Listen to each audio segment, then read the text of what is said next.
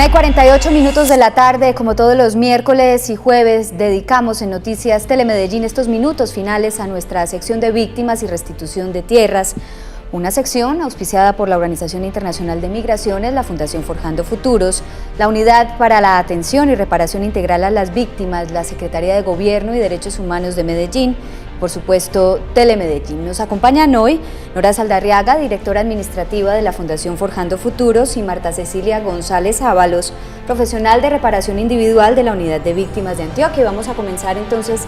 Gracias por estar con nosotros nuevamente. Creo que tendremos el tiempo suficiente para recibir llamadas, porque hoy vamos a tener pues una sección dedicada a resolver todas esas inquietudes acerca de fechas, acerca de hechos victimizantes que están o no incluidos en la ley de víctimas. Voy a recordarle a nuestros televidentes las líneas telefónicas que, como siempre, están desde ya abiertas para ustedes. 441-2100 a nivel local y a nivel nacional, 018.000 41 40 99. Todas las preguntas que tengan ustedes sobre la ley 1448 de 2011 pues pueden ser resueltas por nuestras invitadas. Así que, Nora, yo creo que es pertinente empezar hablando de cuáles son las víctimas precisamente que se benefician con esta ley, cuáles son esos hechos victimizantes que están incluidos y cuáles no. Bueno, la ley, recuerden que está en el marco del conflicto armado y por eso todos los hechos tienen que haber ocurrido en un escenario de conflicto, ¿cierto?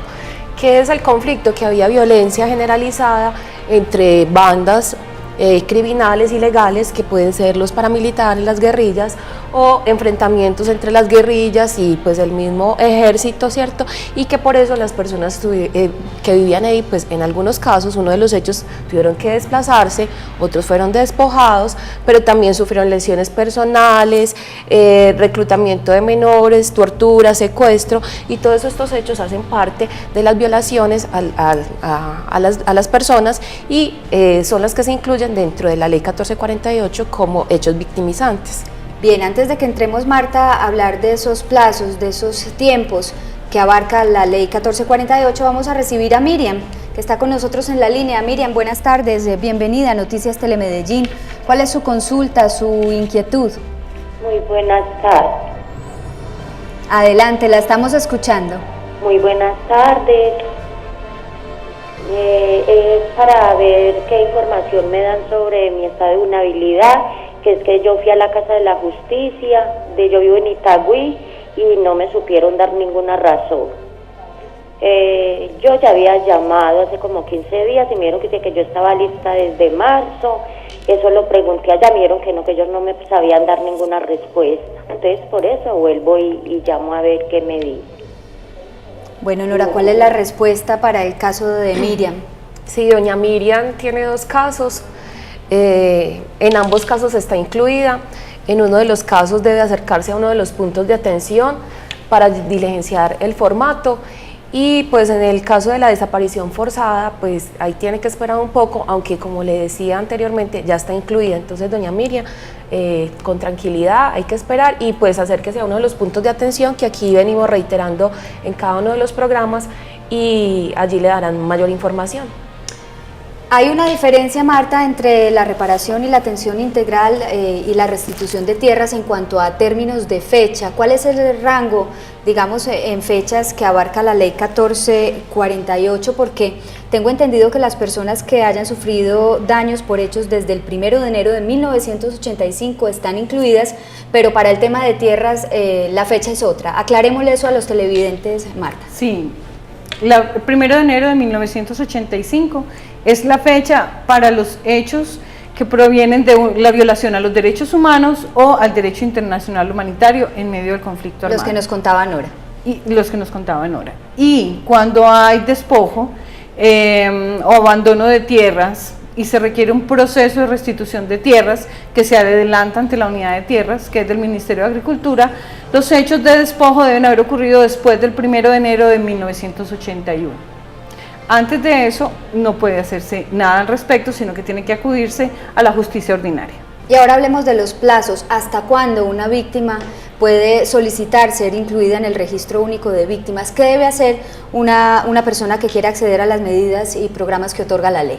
Sí, lo hemos dicho varias veces, y el primer paso y el más importante, digamos, en este proceso es acudir al Ministerio Público, Personería, Procuraduría o Defensoría del Pueblo, y llenar el formulario único de declaración.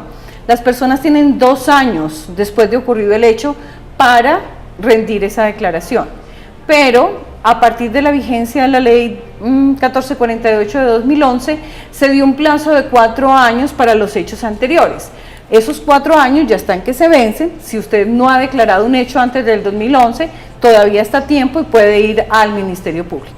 Pero cualquier hecho que ocurra, si ocurre hoy, por ejemplo, yo tengo 2 años para rendir esa declaración, excepto que haya una fuerza mayor que me impida hacer la declaración, por ejemplo, que todavía haya actores armados.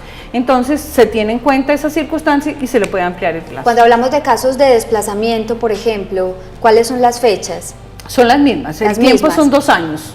Yo me puedo, pero si yo requiero ayuda humanitaria. Es decir, si una familia fue desplazada en la década de los 90, ¿puede acceder? Puede acceder si no está incluida en el registro único de víctimas porque nunca declaró, todavía puede hacerlo, está a tiempo. Como dijimos, hay 4 años a partir de junio del 2011, es decir, todavía está a tiempo de hacerlo. Y lo único es que no va a tener derecho a ciertas ayudas. Hay unas ayudas, por ejemplo, ayuda humanitaria de emergencia, es para cuando usted recién se desplazó, en los 3 meses siguientes. Una familia que se desplazó en los 90 ya no tiene derecho a acceder a esa ayuda. Pero todavía está a tiempo. Todavía está a tiempo para recurrir a ayuda humanitaria o para la indemnización por el desplazamiento. Bien, vamos a recibir a Jorge, que está con nosotros en la línea. Jorge, bienvenido a Noticias Telemedellín. ¿Cuál es su consulta, su pregunta específica para nuestras invitadas? Aló. Adelante, Jorge. Mira, es que yo soy desplazado de Toledo, Antioquia, y a mí me mataron 2 hermanos los grupos armados allá. Y entonces, pues yo declaré en 2 partes, en la unidad de víctimas y en la fiscalía, que eso se lo mandan a Acción Social. Y de Acción Social me llamaron que yo no tenía que derecho a la indemnización por los hermanos. La unidad de víctimas sí me notificó ya y ya tengo la notificación. Entonces yo quiero saber eso, si es por una sola parte que lo indemnizan a uno o cómo es la vuelta con eso. Bueno, efectivamente, don Jorge está incluido pues ya en el registro, tiene 2 casos, ya fue notificado, toda la documentación en este momento se encuentra en Bogotá, por lo tanto debe esperar pues a que se le haga nuevamente un llamado. Y bueno, respecto a la otra pregunta de si recibe indemnización por ambos hermanos, pues sí, obviamente él va a recibir la indemnización o su grupo familiar va a recibir la indemnización por ambos casos. Es importante aclarar algo ahí. Acción Social ya no existe. Era una institución que había sido creada por el gobierno y que atendía a víctimas del conflicto, pero ya Acción Social fue reemplazada, por decirlo de alguna manera, por la Unidad para la Atención y Reparación a las Víctimas. O sea, él nunca va a recibir dinero de Acción Social porque ya no está. Ni una llamada, ni dinero. Ni nada, Acción Social no existe, es la Unidad para la Atención y Reparación a las Víctimas. Y en cuanto a la Fiscalía, los procesos de justicia y paz que se siguieron que se siguen todavía contra los postulados desmovilizados paramilitares de justicia y paz, los magistrados, cuando dictan sentencia, pueden declarar indemnizaciones en favor de las personas que no necesariamente son iguales a las que la unidad va a pagar. Algunas personas entonces van a recibir una indemnización, una porción por parte de la unidad y otra porción en el proceso judicial. Y a eso va mi siguiente pregunta, Marta. ¿En cuánto tiempo y quién decide sobre la solicitud de una víctima de ser incluida en el registro único a nivel nacional? Decide la Unidad para la Atención y Reparación a las Víctimas. Luego que las personas rinden su declaración ante el Ministerio Público, ellos remiten esa declaración a la unidad. En Bogotá existe un grupo de profesionales que son los que estudian esas declaraciones.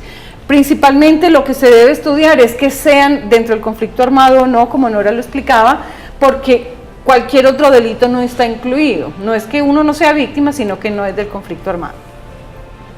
Bien, parece que tenemos otra llamada en la línea. ¿Quién está con nosotros? Buenas tardes.